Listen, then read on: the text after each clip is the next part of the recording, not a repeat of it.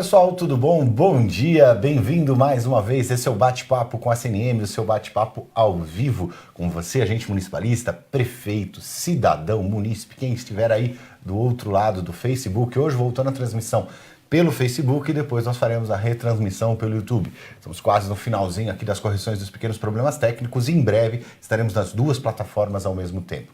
Hoje nós estamos aqui com 3 entrevistadas super interessantes para abordarmos um tema inovador, a questão do outubro urbano. Como é que nós vamos pensar a questão da cidade, das cidades resilientes, das cidades sustentáveis, o que é tudo isso, quais são os conceitos, como é que isso funciona. Esse bate-papo com a CNM, você pode fazer perguntas ao vivo, direto pelo nosso Telegram ou mandando aqui as perguntas pelo YouTube, pelo Facebook, que hoje nós estamos só pelo Facebook. A Sara vai fazer um filtro, depois de 5 a 10 minutinhos nós estamos aqui. E hoje nós estamos com 3 pessoas, nós estamos com a Carla França, nós estamos com a Cláudia Lins, nós estamos aqui estreando na nossa bancada a Sofia Zagallo da área do meio ambiente. Muito bem-vindo todos vocês.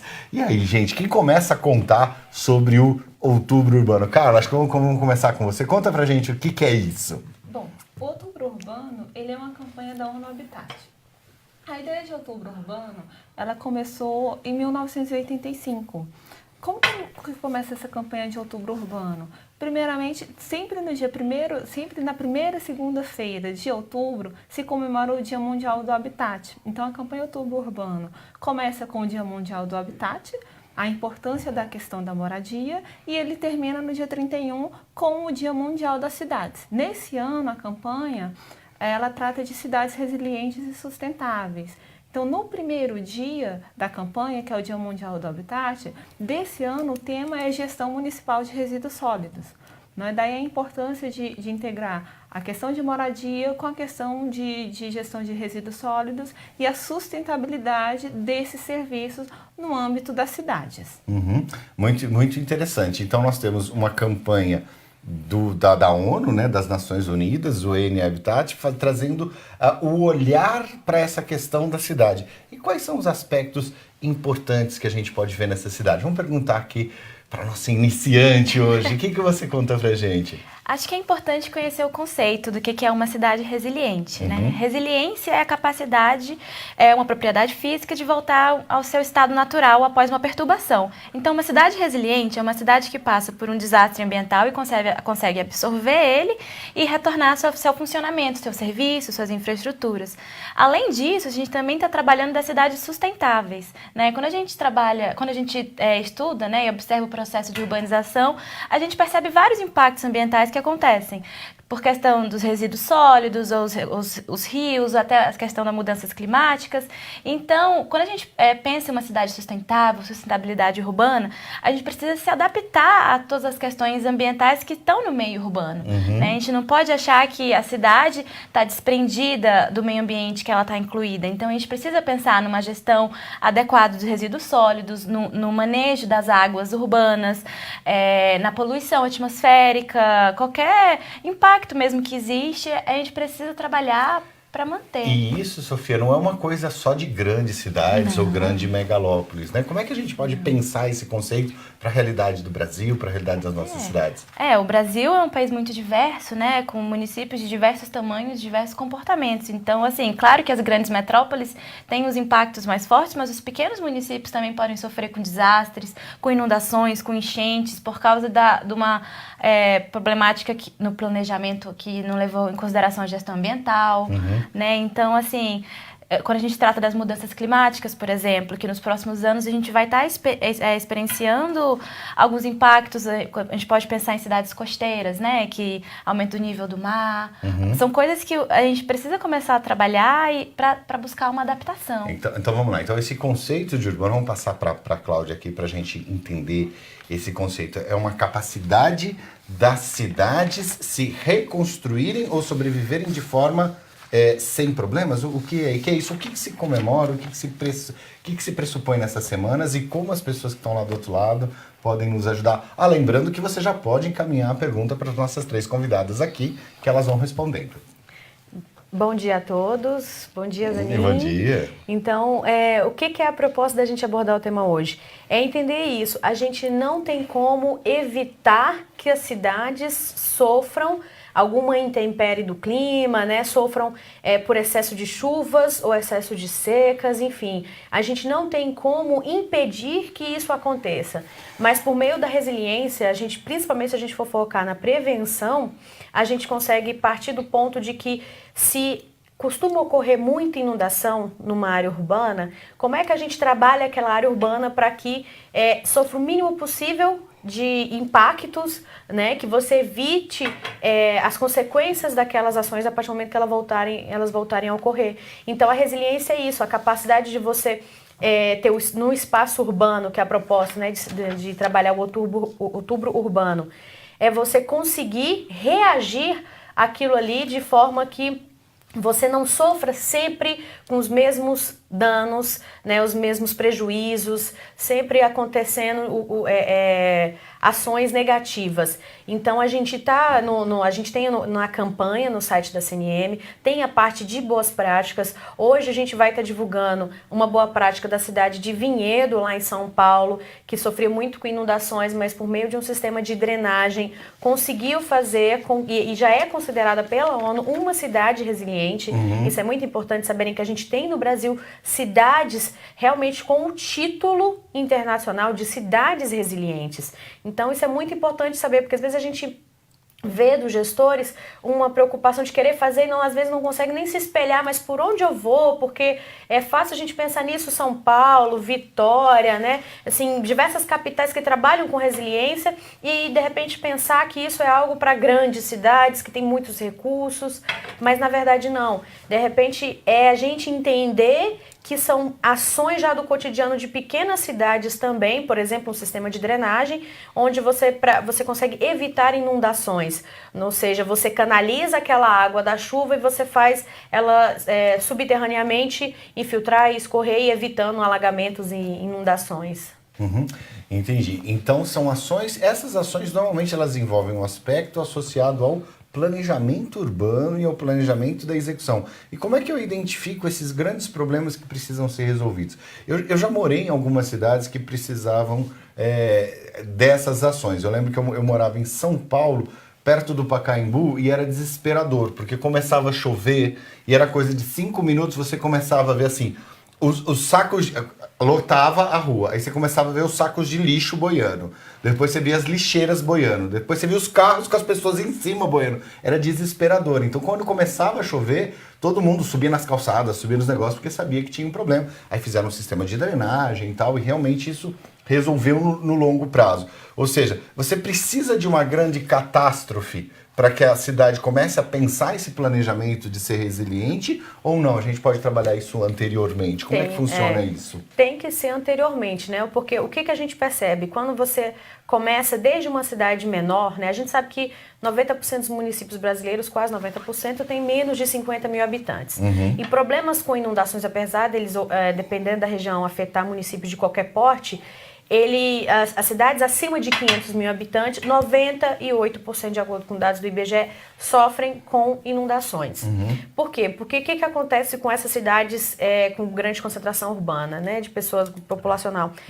Quanto mais asfalto, menos infiltração e por isso mais inundação. Aí você sobrecarrega todo o sistema de vias pluviais. Exatamente. E na verdade, muitas vezes a ocupação urbana acontece a Carla pode falar sobre o processo de urbanização no Brasil, né? Assim, como é que ele se deu de forma muito rápida, desenfreada e desconectada das condições técnicas e financeiras para o gestor fazer o planejamento do uso e ocupação do solo de forma adequada. E muitas vezes se enfrenta, porque uma coisa é a gente pensar, a gente no núcleo de desenvolvimento territorial, por exemplo, a gente tem a área de trânsito, mobilidade urbana, tem a área de saneamento, a área de planejamento territorial. E muitas vezes, muitas vezes não, sempre você consegue o recurso para o asfalto, mas você não tem o recurso para a drenagem. Então você não tem o recurso para ter apoio técnico para fazer o plano diretor, de repente, enfim, existe uma desconexão técnica e financeira para que o gestor consiga trabalhar conectada a todas as áreas que envolvem o tema de cidades resilientes, por exemplo. Então, muitas vezes não é o gestor que não quer, muitas vezes ele recebe uma emenda, ele recebe um recurso só para o asfalto, né? E não faz a parte de isso aconteceu drenagem. em Valparaíso, por exemplo, a gente viu um setor de expansão aqui em Goiás. Valparaíso aqui em Goiás, né? Aqui exatamente, pertinho, exatamente. A gente fez uma visita técnica lá, algumas ruas sem urbanização nenhuma, lá tem problemas com inundações também, né? Alagamentos, e a população pressionando, queremos asfalto. E o secretário de obras, na época, ele falou, não, mas eu primeiro quero fazer a drenagem, mas eu não tenho recurso ainda, eu não quero asfaltar para depois ter que quebrar e refazer esse asfalto, eu quero fazer a drenagem, a gente está pleiteando recurso, está buscando recurso junto ao Estado, junto ao governo federal, né, para poder primeiro fazer a drenagem, que em tese é o correto, só que o recurso não chegava e a população não quer saber de drenagem, depois você faz isso, acaba com essa poeira, com essa lama, que né, é lama, acaba com... Então, assim, existe uma desconexão realmente entre os recursos, né, e o apoio técnico que os municípios deveriam receber. Então, às vezes existe o asfaltamento e não existe o sistema de drenagem pela ausência de que o recurso chegue na mesma época que chega o recurso para o asfalto. E isso é um problema recorrente no Brasil, né? A gente vê o pessoal inaugurando aquele conjunto habitacional sem o esgoto. Né? O cara libera as casas ou asfalta, depois você tem que quebrar pro esgoto. Terminou de cobrir de novo, aí você quebra porque tem que pagar só o cabo de fibra ou isso, aquilo. Ou seja, é uma desconexão total das políticas públicas, um gasto muito grande de resultado, e nós podemos pensar em alternativas para fazer isso. Deixa eu fazer uma pergunta, não sei se aqui para a Sofia ou para a Carla, mas uma coisa que eu vejo, que muitas vezes esses problemas eles aparecem de forma mais evidente nas ocupações irregulares ou nas ocupações não planejadas. Né? Ou seja, você tem um plano diretor, é muito importante, os municípios, nós já fizemos vários bate-papos sobre a importância do planejamento urbano, mas você vê que de repente um determinado setor ou uma determinada área constrói numa área irregular ou num leito de rio, né? Então aí você gera aquele problema, não é o rio que invadiu a cidade que foi construída dentro do rio. O rio só toma o espaço dele de volta quando você faz uma ocupação irregular. Ou então, um caso que nós temos aqui, por exemplo, tem um bairro que eu acho muito interessante aqui perto de uma das cidades satélites, que é Vicente Pires, que não tem a parte de... É um bairro institucionalizado, eles têm administração regional, o Estado brasileiro está presente lá na fora. É um pouquinho recente. Mas é uma coisa esquisita, porque você não tem a infraestrutura hídrica preparada e toda vez que chove vira o caos. Como é que a administração pública pode se posicionar no caso dessas ocupações irregulares e da prevenção desse aspecto? Não sei se essa... Acho que a Carlinha é melhor. Carlinha, então vamos lá. Assim, a ideia de ocupação informal, principalmente no Brasil, seja em favelas, essas áreas são as mais afetadas, não só no Brasil, mas em grande parte do mundo, quando nós estamos falando de situação de desastres. Elas são afetadas em que medida? Na medida que essas áreas elas já não têm infraestrutura, uma infraestrutura adequada, e quando elas sofrem, seja com enchentes, no caso principalmente aqui no Brasil, da região sudeste, essas áreas praticamente são devastadas.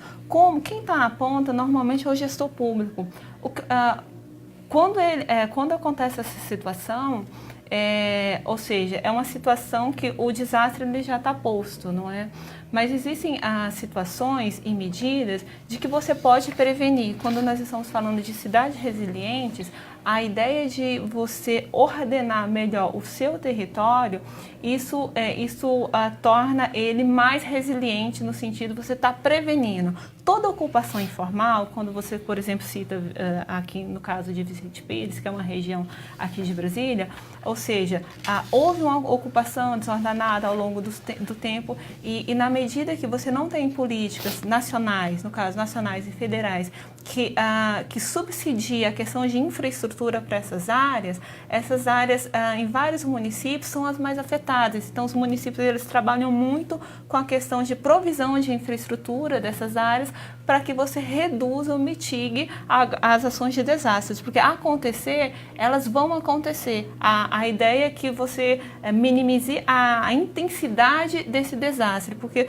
você pega São Paulo, Rio de Janeiro, Brasília e pequenos municípios também, todos possuem ocupações informal, né? Então, na medida que você tem uma grande chuva, uma grande seca, essas áreas, elas certamente vão ser as mais afetadas e vão ser a que vão gerar mais custos para o gestor público para mitigar essa ação, do que uma área, por exemplo, que já tem asfalto. Isso é uma questão, principalmente para os prefeitos, os gestores que estão na ponta, é uma questão que você pode prevenir com o plano diretor, e a outra aí a necessidade de fortalecer políticas federais, de você trabalhar essas infraestruturas integradas, porque quando você trabalha infraestrutura integrada, na verdade você está contribuindo para que os municípios eles possam ser mais resilientes e sustentáveis.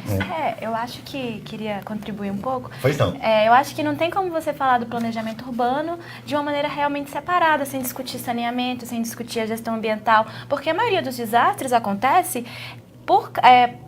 pelo fato do meio ambiente ter sofrido um desequilíbrio. Então, assim, você pensa em ocupação em morro, você tirou a vegetação que mantinha aquele solo, então, quando veio uma chuva demais, acontece deslizamento, né? Então, você vê todas as fatalidades que a gente encontra.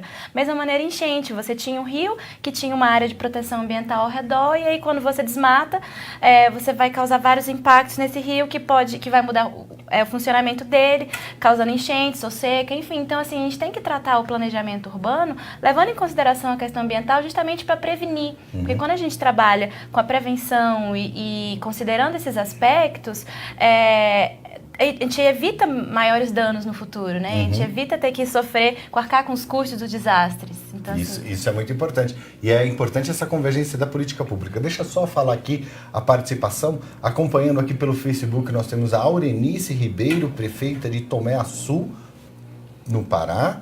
Né? Acho que aqui eles já digitaram aqui para mim. E de Valença, ela está falando assim, evidenciar a necessidade de planejamento de urbanizações das cidades, nas pequenas cidades, é tão importante quanto nas grandes cidades. CNM divulga esse tema com muita propriedade. Parabéns, então, parabéns para vocês, meninas.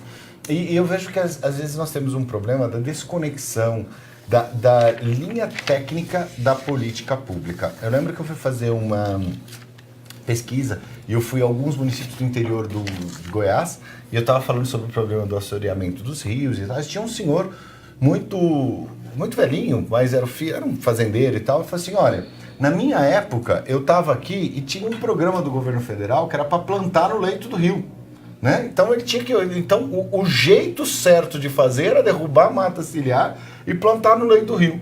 Agora vocês estão vendo aqui para mim falando que não é para plantar mais no leito do rio, que tem que fazer tudo isso, que eu estou fazendo tudo errado, ou eu estou ficando louco, isso é muito comum. Ou o rio já foi. Aí eu falei assim, mas não tá assoreando? Ele falou, tá, mas tá, porque, ou seja, você tem uma desinformação, às vezes a construção de políticas públicas equivocadas e às vezes a não priorização dos aspectos que não aparecem. A pessoa quer fazer o asfalto que aparece, mas não quer investir embaixo da terra, não quer fazer o saneamento e na hora que vem arrasta tudo. Como é que a gente pode trabalhar isso? Na verdade, 2 pontos, né? Primeiro, exatamente, às vezes a gente vê políticas públicas, principalmente a nível federal, que em determinado contexto aquilo ali poderia fazer um certo sentido devido à escassez de informações sobre aquele tema, mas a gente viu isso muito na Amazônia também, a política pública que tinha. Desmatamento, isso, para dominar você tinha que derrubar a floresta. Você tinha que derrubar, no mínimo, 50%. 1.000 hectares. Não, na época mesmo, década de 50, por aí, 60. Você pegava uma área e você tinha que derrubar. Você tinha que casar e derrubar pelo menos 50% da floresta para que aquele terreno fosse seu, senão você não tinha. Porque ele ia considerar que você ia realmente plantar e constituir família e fixar moradia. Então era isso que queria na época, né, dos militares, ali década de 60, 70. Tem um pessoal então, do aí depois Círculo mudou. do Fogo ali no Pará, né, que Paragominas e outros municípios, que hoje eles estão com um processo de assoreamento gigantesco e mesmo a derrubada da floresta para a inclusão do gado, o gado não era sustentável, não era suficiente. Ou seja, você fez uma política pública que gerou um impacto ambiental, financeiro E na gestão da cidade mesmo, né? Então, hoje a gente está tentando reverter essas orientações erradas que deram, etc e tal. E aí tem toda uma questão cultural de mudança de mentalidade.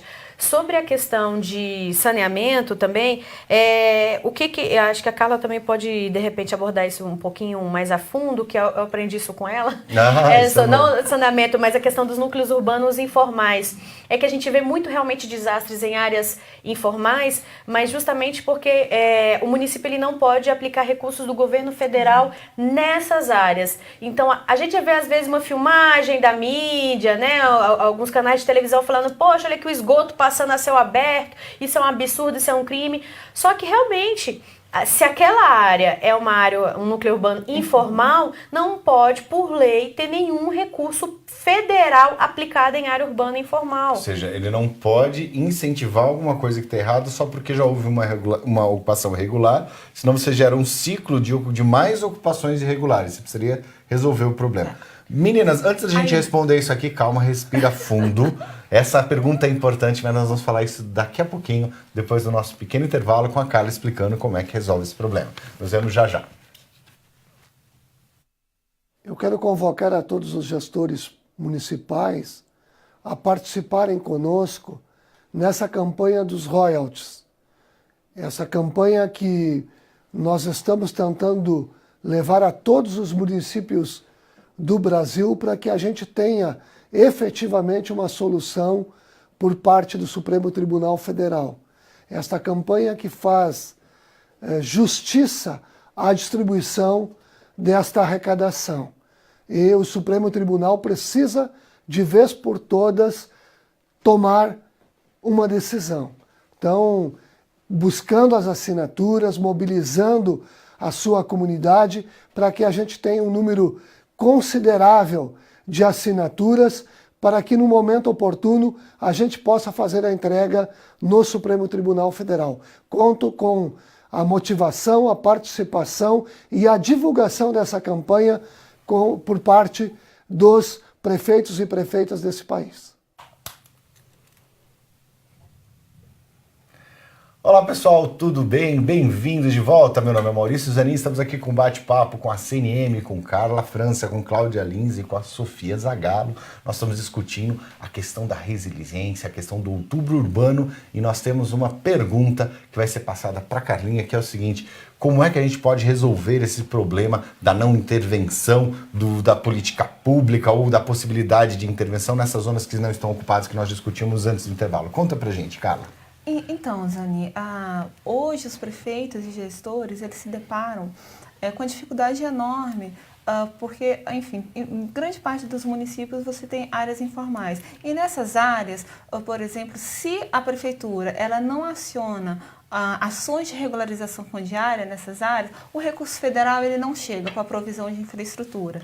Então, quando você tem áreas informais e essas áreas, recorrentemente, elas são sujeitas a desastres no período da chuva, isso é extremamente comum, principalmente em municípios da região sudeste, entre dezembro e janeiro, a prefeitura ela precisa iniciar ações de regularização fundiária. O que é esse mote de ações de regularização fundiária? O processo ele inicia com um processo jurídico, ou seja, você precisa assegurar a regularidade daquele terreno. A partir do momento que você entra com o processo de regularização fundiária, alguns recursos eles chegam para a prefeitura. Embora a prefeitura, por exemplo, ela não tenha terminado o processo de regularização fundiária, a partir do momento que ela dá início a essa ação, por exemplo, urbanização de favelas, o recurso ele chega para a infraestrutura. Agora, existem recursos emergenciais, em situações emergenciais, dada a escala da catástrofe, que aí esses recursos eles podem ser solicitados, por exemplo, para o Ministério da Integração. Mas para melhoramento, ou seja, como eu mitigo uma enchente que ocorreu no ano passado e esse ano eu sei que vai ocorrer de novo porque as ações de infraestrutura não foram feitas. E parte das áreas desses gestores são em áreas informais. Você só recebe recurso para infraestrutura, ou seja, para melhorar, por exemplo, drenagem, melhorar a qualidade de habitação, iniciando o processo de regularização fundiária. Isso parece simples, não Mas é? tem um Mas isso tempo é, longo, isso né? isso é um dos processos mais complexos e mais difíceis para os gestores iniciarem, porque é uma complexidade muito grande e grande parte dos municípios, principalmente os pequenos municípios, eles ainda precisam ser melhor capacitados para a nova legislação de regularização fundiária. Então, você tem recurso, você tem condição, você sabe que naquela área você vai ter uma enchente o ano que vem, é só questão de chegar a época das chuvas e o pessoal tem que correr e não consegue fazer isso porque não tem capacitação, é isso? Não consegue ter esse destravamento? Qual o tempo de operacionalização disso tudo? De um processo de regularização? Isso. Depende do tamanho da área, mas dificilmente um processo de regularização desde a titulação, ou seja, o reconhecimento formal no cartório, por exemplo. Dificilmente o tempo mínimo 2, 3 anos, ou seja, é um tempo, para finalização começar dele. já, né? Exato. Se você tem uma área de risco, você precisa começar já. E deixa eu fazer uma pergunta aqui para Sofia. Sofia, quais são os tipos? Conta pra gente um pouquinho. Então, as cidades, os municípios podem tomar atitudes de várias modalidades diferentes, buscando a sustentabilidade, né? Então, assim, os tipos que eu vou enumerar o primeiro é voltado para a questão das áreas verdes urbanas, né? Assim, você percebe que hoje em dia já vê uma mudança na temperatura em cidades que não tem verde dentro da sua área e que estão só com asfalto. Sim, é verdade. Ela vira uma panela de pressão, né? Exato. Você começa a ter um efeito que eles chamam da inversão térmica, não é ilha isso? de calor. Ilha de calor. Olha como a gente é chique. Nossa, quando você tira o verde, né, o calor é absorvido pelo asfalto, pelos materiais assim de construção civil, e aí como não tem o verde, você aumenta a temperatura. Então é importante você pensar em atividades, né, em boas práticas para manter o verde urbano, né, para manter a área de preservação permanente, que é a área que fica ao redor dos rios, justamente que aí já vai puxar outra boa prática, que é a de contexto, para manejar as águas que estão no meio do contexto urbano, né? Então, assim, você tem que ter um planejamento, atividades voltadas para as águas do contexto urbano, que aí já puxa para outra atividade, que é a de prevenir os desastres em áreas urbanas, né? Prevenir enchente, prevenir deslizamento. Também a gente pode falar de atividades de construção sustentável, né? Prédios que podem utilizar água da chuva, que vai ter algum tipo de adaptação para reutilizar os recursos naturais de uma maneira melhor. Também tem as questões dos resíduos sólidos urbanos, né? Tipo, se eles estão sendo para um lixão, né? Ou vão ser direcionados para um aterro, ou vão ficar ao céu aberto, né? Isso causa doença, assim, tem vários problemas que podem estar incluídos nisso. Também tem a questão de atitudes para mobilidade sustentável, que aí também se relaciona com a qualidade do ar, né? Quando você de cidades como São Paulo, né, que você tem um problema de poluição atmosférica gravíssimo, né, porque é uma frota muito grande que isso vai causando muita poluição e que traz problemas, impactos na saúde direta das pessoas. Além disso, a gente pode ter ações também para prevenir acidentes de contaminação mesmo, de substâncias perigosas, né? É uma questão que tem que ser tratada. E, por fim, fortalecer a gestão ambiental do ponto de vista institucional, né? Do planejamento. Como as colegas falaram, ter uma questão integrada, né? Você trabalhar o ordenamento territorial com a questão ambiental sendo considerada. É muito importante, vamos só revisar esses pontos, porque acho que eles são aspectos que podem ser adaptados para a realidade de vocês. Você falava assim, por exemplo, das ilhas de calor. É uma questão de tecnologia que é sabida. Se você tira o verde, não é porque o verde... Não, porque as árvores você vai fazer sombra, você tem um melhor aproveitamento, você tem uma infiltração da água. Tem uma técnica de desenvolvimento, de construção que eles estão usando nos desertos. Abu Dhabi, acho que eles estão usando, eles fazem as vilas, eles fazem as cidades, eles colocam árvores de uma determinada posição e prédios na outra posição, que assim, a árvore faz sombra no prédio, que faz sombra no outro prédio e tal. Então nenhum prédio fica 100% do dia pegando aquele sol do deserto e nenhuma árvore... Então eles estão fazendo o inverso, ou seja, eles estão usando a árvore para construir uma ilha E aí em cima dos prédios eles ficam jogando aquela aguinha e fica um ambiente tipo shopping center com o pessoal andando de burca. Fica legal. Mas, ou seja, é uma construção tecnológica que resolve um problema no calor do deserto. O que a gente faz? Pega um país tropical e transforma num deserto. Né? A gente tem um contraponto do processo de construção que pode realmente ser trabalhado. E é muito importante para o pessoal que está nos assistindo, quem quiser ver o bate-papo depois, pegar essas dicas, pegar esses tips e passar cada um deles e pensar como é que eu faço isso no meu município, né, gente? E aí, o que mais vocês têm de indicações e de sugestões para o pessoal falar? Bom, fica muito fácil a gente começar a pensar... Se vocês quiserem, eu já comento todos os 12 aqui, que eu de palpite aqui eu tenho um monte. Fala, cara. Mas existem muitas ideias simples, né, e bacanas. Isso que você estava colocando, Zanin, de você entender como é que é a dinâmica da própria natureza, né, do clima e do ambiente onde você está inserido, isso é fundamental. E a partir daí você pensar que vai desde a sua casa à sua cidade, né, e a permacultura...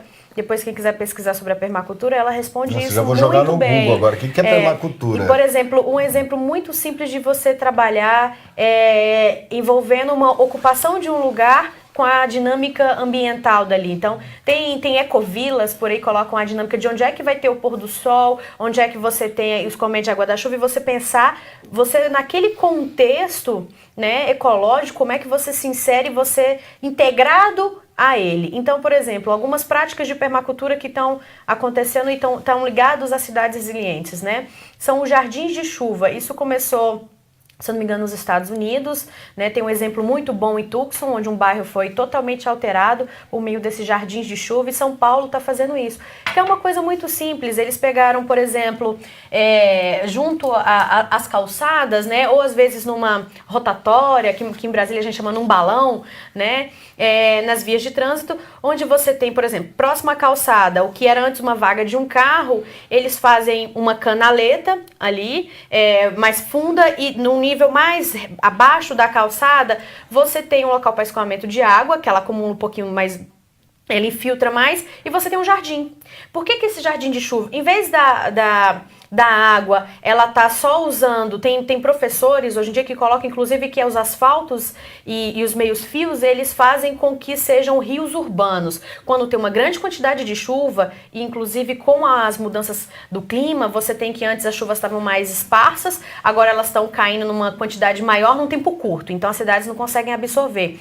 E os asfaltos, eles fazem o quê? Canaliza aquela água todinha, não dá tempo de infiltrar tudo, então ficam rios, por isso que as cidades viram alagamento e você vê carros indo embora. Então, os jardins de chuva que estão começando a existir são tecnologias bem simples, barato, você quebra o asfalto ali, faz um mini jardim para absorver aquela chuva. Então, isso dá uma quebrada naquela água que antes não dava conta de só pelo sistema de drenagem e que saía arrastando tudo, então de repente tem um mini jardinzinho ali que consegue reter um pouquinho aquela água e vai quebrando. Então você faz à frente faz outro, né? Num outro local da via faz outro. Então é uma técnica muito simples, tem todo um paisagismo em torno disso, não é caro, né? Assim, no sentido de que não é uma grande intervenção de obra e tem um resultado muito positivos para as cidades. Então a gente está vendo isso mundialmente crescer e embeleza a cidade, você trabalha a questão da infiltração da água por meio dessa tecnologia que é de permacultura. Você acha, de repente a gente acha que isso é uma coisa meio hippie, né? Lá de ecovilas, mas não, permacultura é muito você ser mais pragmático dentro de um contexto de estar integrado com uma dinâmica ambiental ali. Eu acho muito interessante. Eu estava lendo um livro muito bom, chama Teia da Vida, do Fritjof Capra. Ele fala sobre os conceitos de ecossistema e dessa interação do meio ambiente e tal.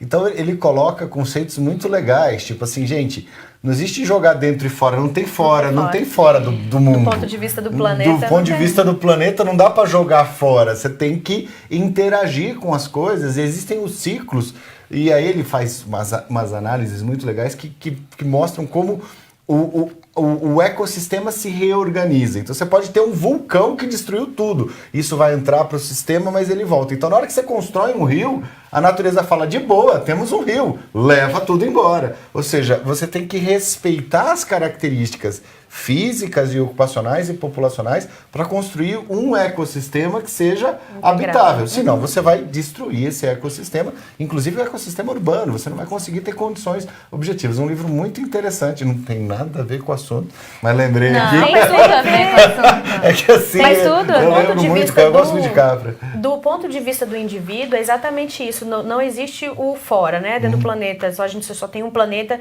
E a gente pensa, mas tem várias cidades, enfim. Mas, e do ponto de vista do como é que o impacto de cada um. Imagina um papel de balinha numa cidade de 500 mil pessoas, uma pessoa jogando no chão. Aquilo ali vai para onde? São as bocas de lobo, quer dizer, porque às vezes o trabalho que os municípios têm de estar fazendo a limpeza do sistema de drenagem da boca de lobo é uma coisa impressionante de tudo que eles tiram daquilo ali, de lixo que as pessoas jogam no chão. Sofá, cadeira. Tudo. É uma coisa assim impressionante que vai parar nas tubulações.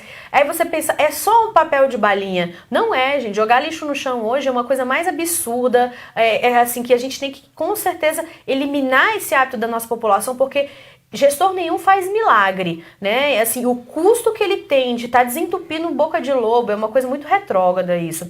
E cara, por exemplo, tem cidades que estão tentando investir quando a gente pensa no conceito de smart cities, né? Cidades inteligentes, aplicando isso para resiliência.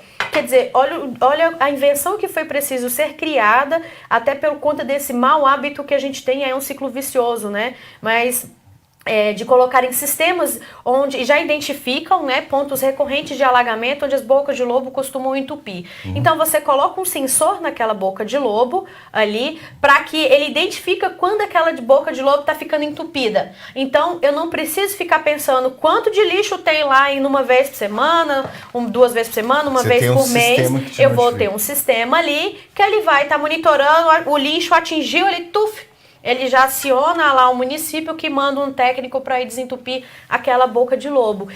Agora, isso é caríssimo, né? A nível de Brasil, assim, está existindo em nível experimental ainda, mas o ideal mesmo é a gente viver num mundo onde isso não seja preciso, mas né? essas cidades inteligentes, essas cidades sustentáveis, essas cidades que conseguem se reconstruir, são cidades que estão pensando não apenas a prevenção dos desastres apenas, mas elas estão pensando qual é o projeto de cidade, o que eu quero vir a ser daqui a 10 anos. Eu vou dar um exemplo de uma cidade, ela fica no País Basco, no interior da Espanha, eles falam lá. É lindo lá. É fantástico e tal. Esqueci o nome da cidade agora, mas eles tinham um sistema de construção. Bilbao, obrigado. Foi Bilbao, onde tem o Guggenheim lá. Foi lá o Guggenheim, ótimo. E Bilbao tinha assim, era uma cidade de porto, que os portos quebraram, a cidade começou a afundar, você começou a ter favela, inundação, etc e tal. E eles reconstruíram a cidade, viraram a cidade pro rio, todo mundo começou a olhar pro rio, e você começou a ter uma reconstrução do seu vir a ser. E eu lembro que eu falava com o rapaz da prefeitura, ele falava o seguinte, olha, cidades inteligentes são cidades que as pessoas caminham. Então as pessoas, eu achei isso de uma profundidade, falou assim, é uma cidade que você anda, é uma cidade que você desfruta, que as coisas são próximas, que você não precisa ir de carro, etc. Ele estava falando isso, eu estava lembrando, você que está nos assistindo, pensa na calçada do seu município, como é que tá? Tá uma cidade inteligente, tá uma cidade pensada. Então, assim, às vezes, eles falavam das lixeiras, da reconstrução, dos problemas hidráulicos, que eles tiveram que fazer uma reinvenção da cidade, e eles diziam isso como um processo de resiliência, como uma forma de reconstrução, que envolvia o desastre natural e outras coisas. E como é que o nosso município que está vivendo lá pode se preparar nessa semana e como é que ele se adapta nessa campanha? Não sei se a Sofia fala um pouquinho.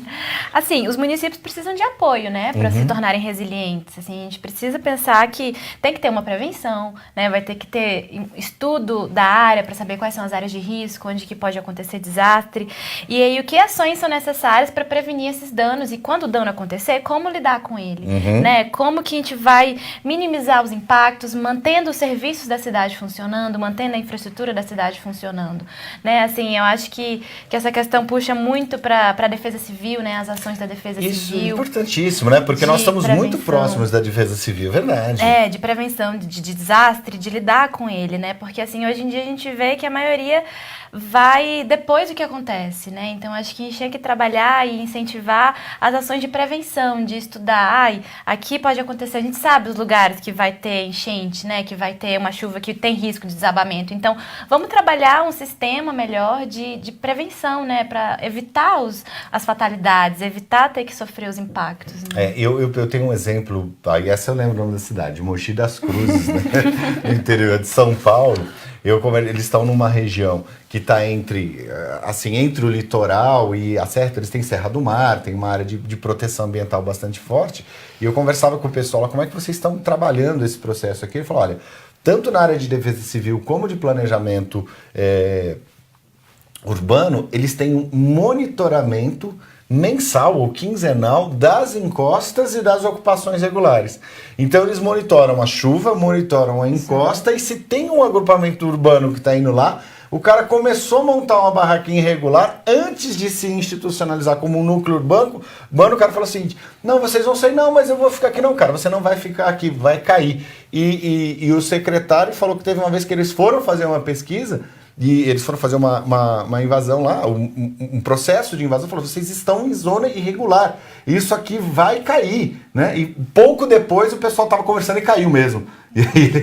Ou seja, você consegue mitigar, inclusive, perdas humanas com esse processo. E assim, não só mitigar, mas também você minimiza o seu gasto, por exemplo, seja em saúde, ou seja, quando você ocupa uma área irregular e uma área já mapeada para que, enfim, pode sofrer algum tipo de desastre, não é só a infraestrutura, né, que precisa ser reconstruída, mas toda uma cadeia na área de saúde, ou seja, você aciona diversas áreas da prefeitura que quando você com ações de prevenir ocupação, principalmente prevenção de ocupação informal, na verdade você está mitigando, você está acionando recursos para prevenção e melhorando a própria cidade como um todo, porque um desastre ele não só afeta uma área irregular, né? Ele tem impacto em todo o município, né? Em toda a cadeia do município. A gente vai comentar mais sobre isso, já eu passo para você,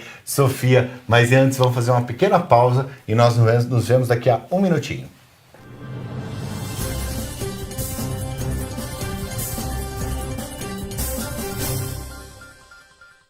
Eu sou Joilton, agente municipalista do município de Cachoeira Dourada, Goiás.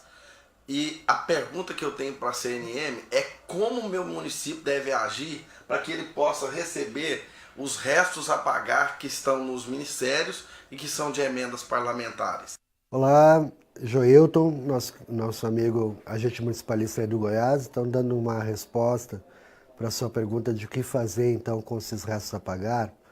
A partir da identificação então que a CNM tem do número do empenho que está inscrito no Orçamento Geral da União e que refere-se cujo beneficiário é o seu município, o município aí, o primeiro procedimento é o seguinte, entrar em contato com o ministério ou o órgão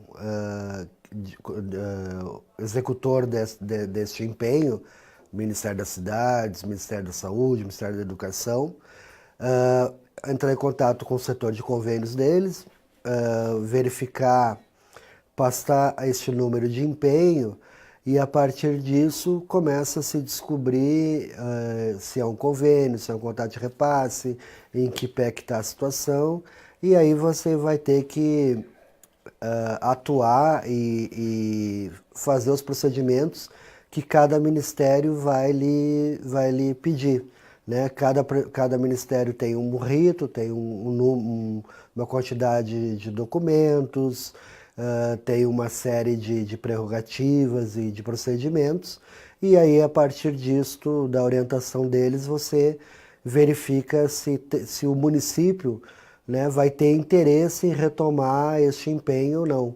O que acontece muito, que a CNM sabe disso e há anos vem mostrando isso, é que embora o empenho esteja aqui na União como não processado ou não liquidado, esta obra ou esta aquisição de equipamento já começou ou está em fase de compra e consta no governo federal como não processado. Por isso que é importante que cada município, cada agente municipalista tenha a relação desses empenhos e veja, né, com o seu gestor, com os seus gestores, se tem interesse em retomar essas coisas para não ficar com prejuízo ou com o problema desta obra que fique parada ou aquisição de equipamento que não se concretize no final. Então, o primeiro passo é entrar em contato com o órgão executor desta obra ou dessa aquisição de equipamento. Espero que eu tenha atendido aí a sua pergunta. Nós aqui da CNM e da Rede Municipalista desejamos a você um excelente trabalho e se puder depois nos dar retorno de como é que foi isso, até para a gente saber como é que está sendo esse processo dentro dos ministérios. Muito obrigado.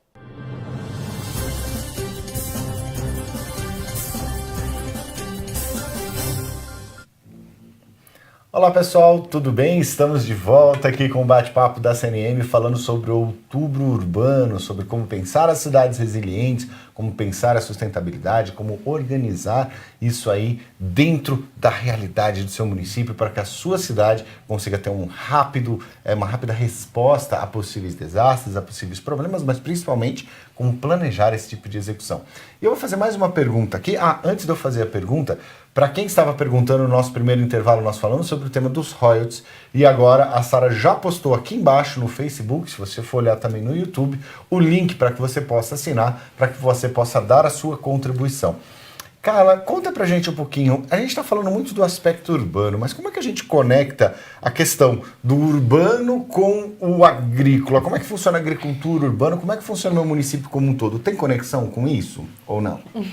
Então, a prática de agricultura em espaços urbanos, ela tem sido explorada pelos municípios não apenas no aspecto da importância da agricultura em espaços urbanos, para a questão para a questão alimentar, para a questão saudável, para a questão de inclusão dessas áreas, não é? Mas também alguns municípios eles têm inovado no sentido de instituir programas de agricultura em espaços urbanos, numa via de combater alguns problemas que municípios enfrentam em âmbito urbano. Por exemplo... E nós conversamos aqui com a Cláudia, antes ela falava de algumas alternativas de lixões. Como é que eram isso, gente? Meninos, ao Cláudio... Isso. Exatamente. Depois a Carla pode explorar um pouquinho mais até sobre a questão de como que tem a questão do ordenamento, planejamento da legislação municipal, né? Mas o que a gente vê, por exemplo, não tem um município nesse país que não vai ter um problema com terreno abandonado, onde as pessoas vão colocar entulhos da construção civil, restos de poda de árvore, o que ele não sabe o que fazer, vai lá e joga lá e acumula lixo. Então, o que eu chamo de um mini lixão. Dá um mini lixo, dá problema então, problema com questões de saúde, questões ambientais, né, de segurança de terrenos abandonados também, o que pode ser feito desses terrenos. Então, e o mato toma conta, enfim, tem diferentes problemas que as cidades enfrentam com terrenos que não estão cumprindo com sua função social e ambiental, né? Então, o que tem sido feito? De norte a sul do país, a gente vê diferentes exemplos onde você muda a dinâmica da população com aquele local degradado. Você passa a instituir uma horta, tanto pode ser uma horta comunitária ou uma horta que cada um tem uma responsabilidade de um terreno abandonado, você adota aquele terreno. Então, tem prefeituras que você, junto com a Secretaria de Agricultura, né, Secretaria de Meio Ambiente, eles fornecem insumos, né, adubo, coisas nesse sentido, e você muda a relação da população que passa a cuidar daquele terreno e você permite então o terreno que antes tinha lixo, entulho, estava abandonado, você permite um cuidado com aquele ambiente, permite a infiltração da água novamente, então torna aquilo ali uma área verde urbana e a população passa a cuidar. E a partir do momento que instala um projeto piloto, a população quer outros pela cidade. Interessante. Então você passa a ter uma cidade com melhor relação com a questão ambiental por meio das hortas comunitárias, porque elas passam a cuidar daquilo ali, cuidar da própria saúde. Pode usar também. aquele terreno abandonado, ou então uma outra coisa que o pessoal pessoa conversava, acho que a Thalita, as meninas falavam, que é o uso social do terreno, IPTU progressivo, a pessoa está deixando aquele terreno abandonado, então vamos dar uma finalidade, dar um uso para aquele terreno. Isso também envolve uma ação da política pública? Na verdade, a prática de você estimular, combater terrenos baldios, que, enfim, é um problema de grande parte dos municípios com a agricultura urbana, com a agricultura em espaços urbanos, ele pode ser mais célere do que você aplicar IPTU progressivo. Por exemplo, na medida que você tem terrenos baldios privados e públicos. A prefeitura ela pode, a partir de cessão de uso, estimular enfim, a promoção de agricultura, porque é importante para o gestor que não é apenas estimular a agricultura em espaços públicos, sem o gestor, espaços públicos em terrenos, sem que o gestor ele amarre isso juridicamente no município, porque senão ele vem com uma excelente boa ação e ele vai ter problemas jurídicos. Então você precisa amarrar isso com cessão de uso e aí você estimula esses espaços, terrenos baldios, que tem problema de segurança, muitas vezes de segurança pública, vezes o próprio problema de segurança é resolvido com isso, porque você ilumina o local, você organiza o acesso, as pessoas... Realmente, é uma forma muito fácil, muito simples de você conseguir resolver o problema. Principalmente para pequenos municípios, dada a complexidade de alguns instrumentos urbanos, é muito mais saudável estimular combate de terrenos baldios com a agricultura em espaços urbanos, do que esses pequenos municípios pensar numa progressividade do IPTU, porque esses municípios, eles não têm escala, muitas vezes, para pensar numa progressividade, para você implementar a progressividade de IPTU. Sim, então você estimula que... Você resolve o problema primeiro e depois você cria as alternativas. E olha, uma pergunta que nós recebemos aqui, e essa é boa. Existe algum recurso para cidades resilientes? Onde é que está o dinheiro para fazer isso daí? Bom dia, onde é que está o dinheiro? É quase toda vez que a gente entra no bate-papo, o povo quer saber. O povo não, os gestores querem saber, os agentes municipalistas querem saber. Tem recurso para fazer cidades resilientes ou é só mais uma campanha, uma coisa aberta, um conceito? Como é que funciona isso? Então a resposta é sim e não. Sim e não. Eita, nunca é sim e tá aqui, né? Porque quando se for procurar realmente com esse nome, você não vai achar para tornar cidades resilientes. Então, porque como é um conceito amplo que envolve várias ações que vão desde saneamento, né, a questão do trânsito, a questão do asfalto da via pública, evitando que seja 100% impermeabilizado o solo das áreas urbanas, enfim, depende da ação que se quer realizar. E aí vem o não, porque se for pensar realmente somente em recursos a fundo perdido, que é o que a gente sabe que a grande maioria dos municípios pequenos precisam, vai ficar muito difícil encontrar. Então, o que tem que estar sempre monitorando? Eu vou citar só alguns órgãos, tá? E inclusive, quando se trata de cidades resilientes, se você quiser trabalhar prevenção, por exemplo, você vai encontrar no Ministério das Cidades, dentro do programa 2040, né, principalmente aí ligado à drenagem, né, especificamente drenagem, prevenindo inundações. E aí você provavelmente vai ser empréstimo a nível de Ministério das Cidades. Então, eu tenho recurso, mas o recurso tem que ser pago depois. Exatamente, né? Exatamente. Agora, se o MMA de vez em quando ele lança os editais, se eu não me engano, tem edital aberto agora para a questão de áreas... Para você que está vendo aí, MMA é o Ministério do Meio Ambiente, não é o setor de luta. Importante, anota aí, Ministério do Meio Ambiente. Então, o Ministério do Meio Ambiente, ele não tem, por exemplo, hoje nenhum programa de custeio de ações dos municípios. O que ele tem são os fundos, o Fundo Nacional de Meio Ambiente, o Fundo Nacional de Mudanças do Clima. Então, esses fundos soltam de vez em quando editais e aí recurso a fundo perdido, ok, mas são poucos, os municípios têm que disputar entre vários. Então, por exemplo, teve um edital para compostagem do Ministério do Meio Ambiente, que acho que só 10 foram contemplados, se eu não me engano. É pouco, mas a gente tem que estar sempre entendendo como é que funciona a dinâmica, tá monitorando os sites, preparar projetos, porque uma hora pode ser que você seja contemplado. Na CNM a gente está sempre brigando para que não seja o que os prefeitos chamam, por exemplo, de pau de sebo, né? Onde coloca um recurso lá e dificulta o acesso, deixa todo mundo, ninguém consegue lá alcançar aquele recurso, por isso que poucos conseguem. Então a gente sempre briga realmente por programas, né? Por ações que realmente auxiliem os municípios. Mas eu vou pedir então aos agentes municipalistas que acessem o Ministério do Meio Ambiente, porque se eu não me engano, se não fechou ainda, está perto de fechar esse edital para intervenção atenção em área urbana, inclusive dentro das ações que é relacionada à mudança do clima, esse edital, ele tem lá agricultura urbana, um desses temas que a gente trabalhou aqui. Então os municípios podem ver lá que tem diversas ações para a criação de áreas verdes urbanas, então eles estão custeando ações e assim, dá para a gente tentar começar a ela pensar em projetos e captar recursos para trabalhar o tema de cidades resilientes. Então não é procurando depende por da cidade. ação que você quer realizar. Aí você vai direcionar, eu vou para onde? Por exemplo, eu já sofri com um desastre, inundou e eu tenho uma grande quantidade de pessoas doentes. A FUNASA, então a Fundação Nacional da Saúde, é o órgão que trabalha com resposta quando se fala de desastres naturais, justamente por conta da questão de saneamento que a Fundação Nacional da Saúde trabalha. Então eles têm ações emergenciais para trabalhar ali com aqueles danos causados para aquela inundação. E é muito importante o pessoal também que está vivendo uma situação de risco, uma situação de desastre, e que está mais interessado nisso, que volte aqui na nossa programação. Você pode acessar rede.cnm.org.br. Existem alguns bate-papos, uns 2 ou 3, que eu fiz com o Johnny, falando sobre os processos de desastres naturais e sobre a rede que precisa ser acionada e a importância de você ter a sua defesa civil articulada com essa rede para que você possa ter um tempo de resposta. A gente tem que trabalhar na prevenção e a gente tem que ter um tempo de resposta. Então, conhecer esses caminhos, conhecer essas ações, são realmente ações fundamentais.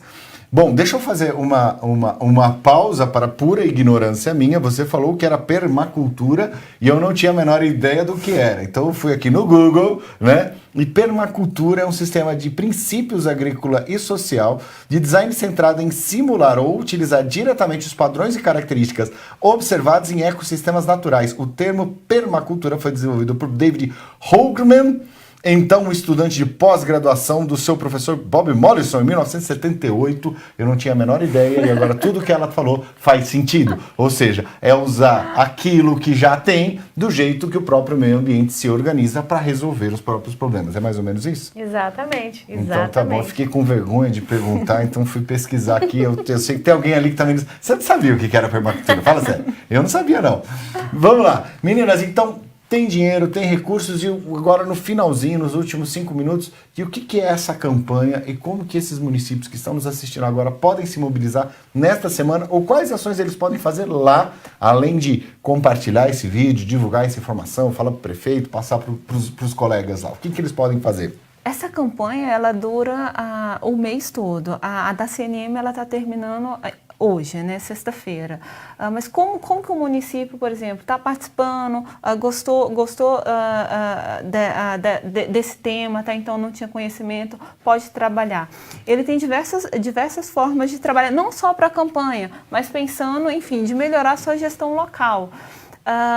Na campanha da CNM, tem alguns links de boas práticas que sinaliza para o gestor assim, como iniciar. Acho que é sempre interessante para o gestor, muitas vezes ele trabalha num pequeno município e mas o meu município ele não tem condição de fazer o que o município de São Paulo fez, uma boa prática gigante. Como que eu começo isso, né? Tem algumas pequenas práticas, seja agricultura urbana, seja, por exemplo, IPTU verde, seja algumas ações para melhorar planejamento urbano pontuais, porque você nunca começa uma ação, principalmente para tornar o seu município resiliente, você não sai do 0 e vai para o 100, né? É processo, é continuidade, né? Vai atravessar as gestões, mas é preciso dar o primeiro passo. Pelo menos você está no caminho certo, exato, né? Você coloca o seu município no trilho do desenvolvimento coerente, sustentável, resiliente. E mais ainda, por que colocar, né? Não é apenas no sentido de, mais uma vez, pessoas falando sobre sustentabilidade. A ideia, quando você trabalha com resiliência, você principalmente está melhorando, enfim, a qualidade de vida da sua população, mais ainda, você está otimizando recursos, né? Principalmente a otimização de recursos, evitando gastos, muitas vezes, desnecessários. Você está prevenindo e melhorando a infraestrutura urbana no seu município. Acho que isso é fundamental. E Cláudia, e você, quais são suas palavras finais aí para o pessoal que está nos assistindo? É exatamente isso que você colocou, voltando ao Capra, né? Porque a gente não tem como ignorar o ambiente em que a gente vive. A gente está a gente tem que se conectar e se integrar, né? Se a gente está inserido em uma dinâmica de um ecossistema, como é que a gente torna a nossa ocupação em sintonia com a questão ambiental para evitar que a gente venha sofrer uma resposta natural daquele reequilíbrio daquele ecossistema em que a gente está inserido. O site da CNM, essa campanha que está muito bacana, acaba hoje, então aproveitem ao máximo, que a gente fez muita pesquisa interessante sobre ações. O que a Carla coloca é extremamente fundamental. Cidades que hoje são resilientes, elas não começaram ano passado, elas começaram com ações assim de anos e anos, e todo mundo começa pequeno. Você vai começar, pensa num jardim de chuva, ou já pensa como é que a água vai estar infiltrando o seu município, não impermeabilizar todo o solo, incentivar, como a Carla colocou aqui, que as casas tenham os seus jardins, né, o IPTU verde. E as nossas publicações, a gente sempre tenta colocar boas práticas. A gente tem uma cartilha de financiamento da gestão ambiental, onde tem muitas opções de como o município promove o debate ambiental da sustentabilidade das cidades, né, de forma planejada e organizada, e onde captar esses recursos. Então, a gente fica à disposição. O Núcleo de Desenvolvimento Territorial é composto de várias áreas. A gente produz muito sobre diversos temas, incluindo esse. Dependendo da ação, vocês vão encontrar muito material. A gente tem a área de defesa civil, onde trabalha muito essa questão dos desastres naturais, né? A área da Carla, que é a área de planejamento territorial e habitação. Você tem a área de meio ambiente, a área de saneamento, a área de agricultura, né? A área de trânsito e mobilidade, que é extremamente importante também quando a gente fala da questão da sustentabilidade da cidade. Então, o tema é amplo, a gente sabe que e é fundamental começar. Começa um projeto pequeno, vamos lá, nem que seja uma campanha de educação ambiental para que as pessoas parem de jogar lixo na rua para entupir as bocas de lobo. Isso já é uma campanha, já é uma ação que é fundamental os municípios fazerem, né? Mutirões de limpeza, trabalhar a questão da conscientização dos terrenos baldios, né? Então, são várias ações que muitas vezes não exigem você não precisa captar o recurso externamente, né? Muitas vezes você pode fazer ações pontuais que podem ter um impacto positivo no município. Isso é muito bom. Bom, nós gostaríamos de agradecer demais a participação da Sofia Zagalo. Ela precisou sair, é que ela teve uma urgência, foi chamada aqui rapidinho, e aqui a gente sempre está atento a todas as coisas. A Cláudia Lins, a Carla, a França. Hoje nós falamos sobre o tema desse Outubro Urbano, como você vai trazer essa campanha das Nações Unidas para a realidade do seu município com pequenas ações que possam gerar uma transformação efetiva. Para você que nos assistiu hoje, segue aqui embaixo o nosso link para você fazer o apoio ao tema dos royalties, como vocês viram no nosso primeiro intervalo, e nós voltaremos na próxima sexta-feira, das 10 às 11 horas da manhã, com mais um bate-papo ao vivo para vocês sobre um tema do municipalismo. Um grande abraço e até lá!